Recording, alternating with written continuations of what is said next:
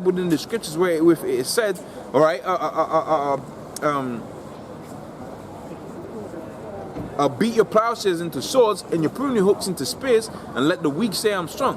Okay, so 11th verse, it says, assemble yourselves and come, all ye heathens, and gather yourselves round about, thither cause thy mighty ones to come down, right? O Yahweh, let the heathen be weakened, and come to the valley of Jehoshaphat, and I will and there I will sit, and I will judge all the heathen round about, because we know through the scriptures, okay, we know through the Bible, okay, 2nd Ezra the 13th chapter and all other scriptures alike, we know for all of that, as they're trying to do battle against each other, that's when the Lord was going to present himself. In fact, I might as well read that 2nd Ezra the 13th chapter, because that goes into it a little bit. I don't know if it says it for word for what I want to say, but it'll have to do. So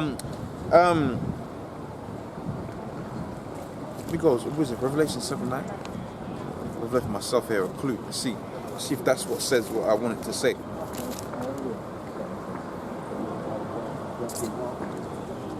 No, that's not it.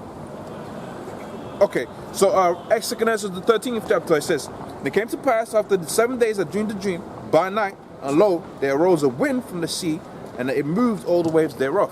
And behold, and lo, that man waxed strong with the thousands of heaven, and when he turned his countenance to look, all things trembled that were seen under him. Okay, it says, and whensoever he went, this is the Lord right here, and whensoever his voice went out, right, all they that burned him that have heard his voice, and like as the earth faileth when he filleth the fire. And after these things I saw, and lo, there was a great multitude of men, right, out of number from the four winds of the earth, right, from heaven, to subdue the man that came out of the sea. Okay, right, and so all of these nations are there gathered together, right, to try to fight up against each other in this thing called World War III. When the Lord presents himself, they're going to try to fight against the Lord himself. So let's go to the book of Revelations 12 chapter, just to finish up that point. So Revelations 12 and 12, it says, in 12 and 12? No, 12 and 12. So it says Revelations 12 and, I've got 13 and 6. Revelations 12 and 7, it says, and there was war in heaven. Michael and his angels fought against the dragon. So the angels of the Lord fighting against this, the dragon, the beast. Okay, the beast man. Okay, this whole beast system that you've got out here. Okay, that's what the Lord's gonna come and ultimately, fighting against. Now, it ain't gonna be no equal fight. Okay, it ain't gonna be no equal fight, because we know it only takes one angel to destroy this whole entirety of the earth. But it's gonna be an eventful time, man. Okay, that's gonna be the Lord showing the magnitude, the full magnitude of his power. Like, you got this Avengers thing, the Infinity Wars. Well, this is gonna be like the Infinity Wars, man. Okay, when the gods are gonna present themselves, and just judgment just gonna be played out upon the face of the earth. Where's my camera messing up? Lost focus there, man. Oh, focus is lost. That's saying right there. Okay, so it says that and there was war in heaven, and Michael and his angels fought against the dragon. Right, and the dragon fought with his angels and prevailed not, neither was any place found for him anymore in heaven. So his princely status, okay, how he's a god right now. Okay, he writes books about how great he is. Okay, but all you're gonna know in that day is how terrible the judgment of the Lord is, because he's gonna be taken out of the earth, man. Okay, so let's carry on with this. It says and prevailed not, and neither was his place anymore found in heaven. It says, and that great dragon was cast out, the old serpent called the devil and Satan, okay, which deceived the whole earth, was cast into the earth, and his angels were cast with him. All right, so that's speaking about that final battle. That's not going to be played out in World War III. But it's going to be played out when these nations stop fighting up against each other and fight against the Lord, and you have the final battle of the angels, the spirits of the Lord fighting up against Esau. Okay, because Esau is going to be so proud within himself, he's going to just fight against the Lord, man. Okay, so now back within the book of Joel, the 3rd chapter, and this is the 12th verse, says, let the heathen be weakened, and let them come down into the valley of Jehoshaphat, for there will I sit to judge all the heathen round about.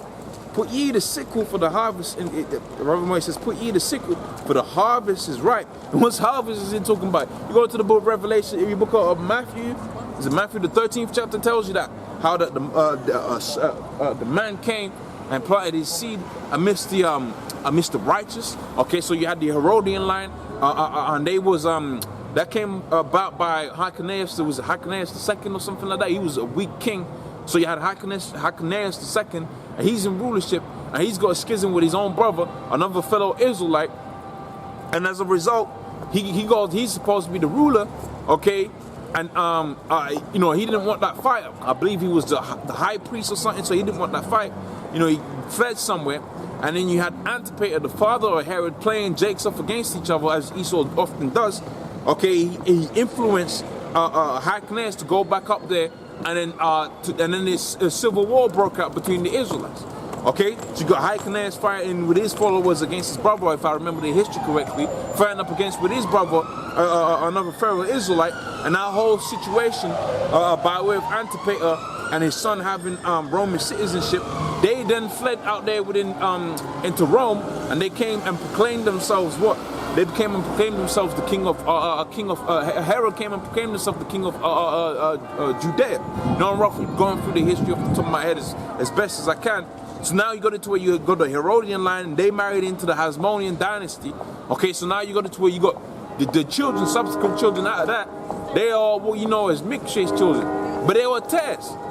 Okay, and that's just to name one of the examples. So they was calling themselves kings, but they was tares.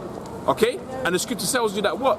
That those tares, that seed of the wicked, okay, which had planted itself amidst the children of amidst the seed of the righteous, at the time of the harvest, the time of the judgment, the angels was gonna pick out the sifting. They was gonna sift out the real Israelites from the heathens, man. Okay, you got a lot of dark skin out here people that look like Jake, but they're actually Edomites, man. Hey, I believe Baloo might be one of them individuals because he's just got a weak spirit on him, man. That actually might be an Edomite. Okay, I mean not so much him specifically, but you got certain guys out here that are they just need Edomites to make it, man. That means to say you're an Edomite, because if you're really up the stock of Israel and you're going through and you understand all the atrocities that the Negroes, Hispanics, Native Americans have gone through, hardcore captivity for 400 years. And after the hardcore captivity for 400 years, they're going to give you a similitude of freedom. Okay, and to add insult to injury, here it is, you served hardcore captivity for 400 years. Okay, and to add insult to injury, they're going to give you these, after their families, after their forefathers have been getting hella rich, they got hereditary wealth. Okay, they got wealth by way of inheritance. They're going to tell you that you're supposed to be on the same level playing field. So you got reinforced psychological hurdles that you're going to get over within the society. So you're really still just a slave by way of employment. Okay, you're still in the same messed up situation as you was before, because you ain't got no hereditary wealth. You can't buy into these different you can't buy into where they live at, because those houses have been inherited from their forefathers, man. They got businesses built up on slave money for hundreds of years, and you're supposed to play against them on the same level playing field. Okay, but see, the Most High is gonna do away with all of that. The Lord's gonna judge all of these people for all of that, man. Okay. But having said all of that, to then understand all of that realm of oppression that I've just described, and still say Esau can make it, man, you're gonna be bugged out of your mind, or you're gonna be an Edomite yourself, okay? Because there ain't no way, by way of all of that atrocity that Esau has done to the Negroes, Hispanics, Native Americans, that he's just gonna make it like that. Okay, he's just gonna be that one Edomite that makes it. The scripture says they prepare slaughter for their children for the iniquity of their fathers, because they have benefited off their fathers. Just like how we went into captivity because of our forefathers. Okay, we're in this predicament because our forefathers went off on the Lord's statutes and commandments. Well, the same thing's gonna apply to them. And the whole house of Esau shall be wiped off of the face of the earth, man. Okay, that's spoken about within the book of Obadiah. Okay, many scriptures. Okay, Numbers the 24th chapter, many scriptures. Which I'm gonna have to get that Numbers the 24th chapter. Okay, so it says, "Put ye in the sickle, for the harvest is ripe. Come, get you down, for the press is full. The fats overflow, for the wickedness is great." That's beautiful, because that ties in with the other scripture I wanted to get within the book of Deuteronomy, the 13th chapter. Because one of the major sins, one of the major forms of iniquity that Esau allows you out here is idolatry, man. Okay, that thing of idolatry is pushed out here heavy. Okay, so they set up Caesar Borgia, and they said that's how the law was supposed to look like. That's a thing of great grievance unto Yahweh Shemi Ashai. How that he's gonna be painted up as an Edomite, and people gonna worship him as an Edomite, but he ain't no Edomite. The Lord's name is not Jesus. That's not biblical. That's not even historically correct. Just off of the history of languages, that's not correct. Because the J is a new introduction into this whole realm. But the scripture says that the harvest overflows because all of this wickedness is happening. That means to say the Most High is yearning, okay? The Most High is eager to implement judgment. It's hot upon his mind to implement judgment upon the face of the earth right now. And it goes out there onto these different camps that call themselves Israelites, and they're pushing idolatry. That thing of Jesus being pushed out there within the IUIC. That's the thing that grieves the Lord. That grieves the Lord, man. So his judgment is gonna be hot upon them individuals that push that, man. Because you're supposed to know better. There's videos with Nate pushing the name Yahweh heavy, man. Yahweh Shemi Ashai heavy, okay? But now he's got the Judas purse, okay? Right? He got lazy. Okay, now he's pushing against. Now he's pushing idols. So the judgment, the harvest overflows for that judgment to come about, man. Okay, I might have to. You know what? I'm gonna read up Matthew the 13th chapter to add clarity to what that harvest is, man. Okay, I believe it's in the book of Matthew the 13th chapter.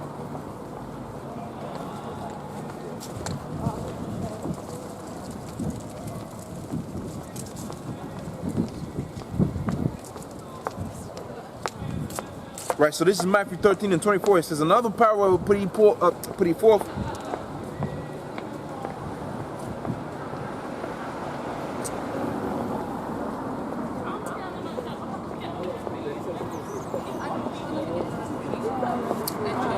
Trying to find, there was an instance where it's explained. But I'll explain it. Matthew 13 and 24 says, another parable put he forth unto them.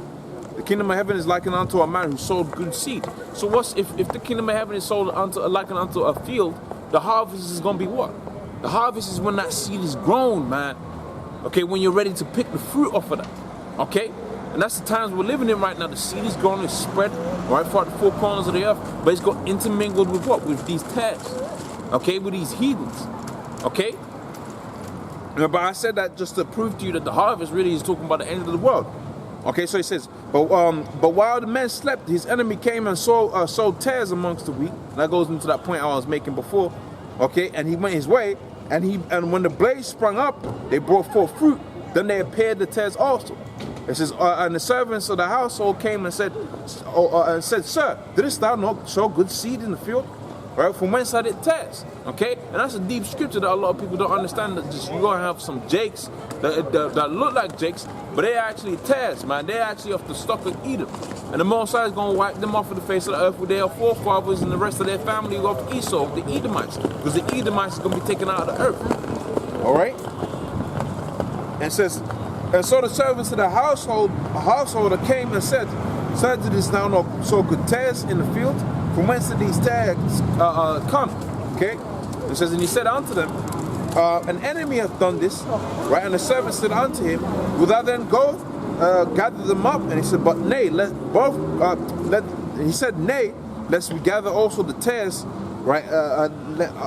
Ye root up the wheat with them. And he says, let both grow together until the harvest, which is the end of the world. And in the time of the harvest, I'll gather the reapers and gather together the first tares and bind them in a bundle and burn them and gather the wheat into my barn, which is the kingdom of heaven. Okay? So back within the book of Joel, the 3rd chapter here, where it's talking about put ye in the sickle for the harvest is ripe. But we're in the time of the harvest right now, man. This is the time where the fruit, okay, that's over. It's overspilling right now. The fruit of the harvest is over. Hey, what's up, man? You okay? Cool, man. Okay, the fruit of that harvest is overspilling right now, man. Okay, it's overspilling. Okay, so it says that it says there within the book of Joel, the 13th chapter, it says, Put ye the sickle for the harvest is ripe. Come, get you down, for the press is full and the fats overflow for wickedness. Multitudes in the valley of decision, man. That's why it's known as Armageddon, the mountain of troops. Okay, multitudes in the valley of decision, for the day of the Lord is near in the valley of decision. The sun and the moon shall be darkened, the stars shall be withdrawn from shining. And I believe also too, if I go to the book of Isaiah, the 24th chapter, it's going to say a similar sort of thing. Because when you have that nuclear winter, when those smoke goes up there, man, it's going to be like the sun's going to be ashamed, man. The sun's not going to show its forth, its sign and all of that. It's going to be dark. Man, a lot of people going to bug out. Okay? So, Isaiah 24:1. It says, behold, I'm not going to get to that scripture, but I did a sit down on it. I'm not going to get to that scripture in the book of Deuteronomy, the 13th chapter, and then build off of that, because I was going to build off of that and go into something else. But the Spirit's, going into this heavy, so I'll stick with this strike. So, Deuteronomy, the 24th chapter, and this is the first verse. It says, behold, the Lord maketh the earth empty, and maketh it waste, and turneth it upside down, and scattereth abroad the inhabitants thereof. And it shall be as with the people, so with the priests, and as with the servants, so with the master, and as with the maid, so with the mistress, and as with the buyer, so with the seller, and as with the lender, so with the borrower, and the taker of usury, so with the giver of usury. To put that into perspective, you're gonna have a situation out here, okay? You have a situation out here that's so deep and so grievous, it's gonna affect everybody, whether they be on a high status and all of that, man, or they're on the bottom, man. Whether they be just a European or they're elite banker. Everybody's gonna be catching a hell out here when the Lord allows us, because Esau wants to have a controlled going into the so-called New World Order. He wants to have a controlled World War 3, and that's just not gonna happen. Once one person presses the button from overhead, it's just gonna spiral out of control, man. Okay, so everybody's just gonna be on the same level when that button is pressed. So it says here, when that judgment comes. Third verse, it says, the land shall utterly be empty and spoiled, for the Lord has spoken the word. So we know that the Lord don't go out there void, man. Okay, the scripture says within the book of 2 Ezra, the 16th chapter, is likened unto an arrow shot from a mighty man's hand. That's not gonna miss the target, man. They ain't gonna go out there and in return, it ain't gonna hit the mark. It's gonna hit, man. Okay? It's gonna hit. So when the Lord says, look, the land is going to be emptied, well, why is it going to be emptied? Because you've had this wickedness back in the book of Joel, the 3rd chapter. What did it say? It says,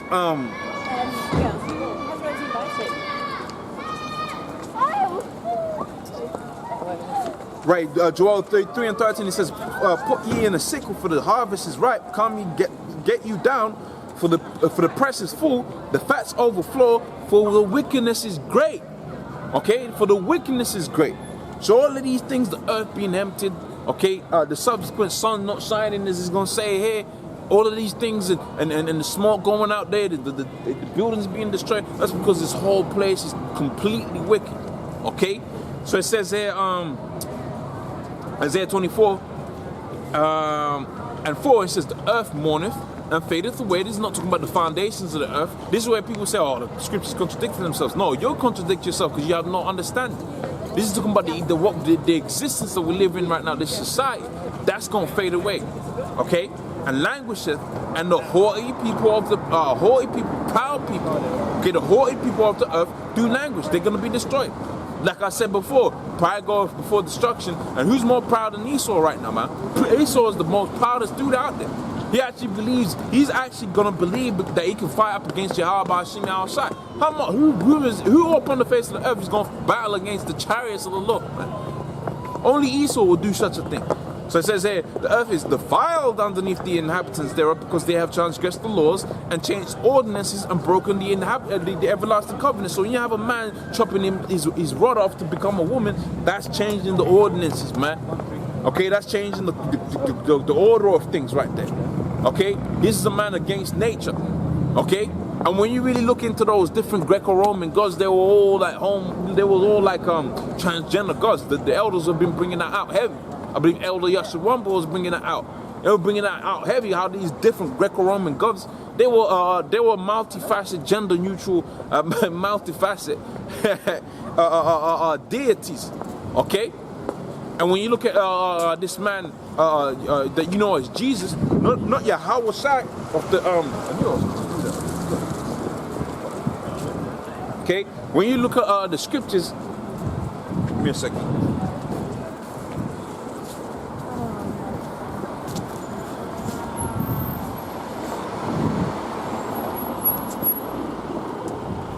When you look at this this God, okay, Caesar Borgia, or rather more, not Caesar Borgia, the man they called, when you look at the scriptures, there's a completely different God to the God that they push within this world. Okay, the God of this world is a transgender, homosexual, lesbian, gay, whatever you want to call it, God, okay, of wickedness.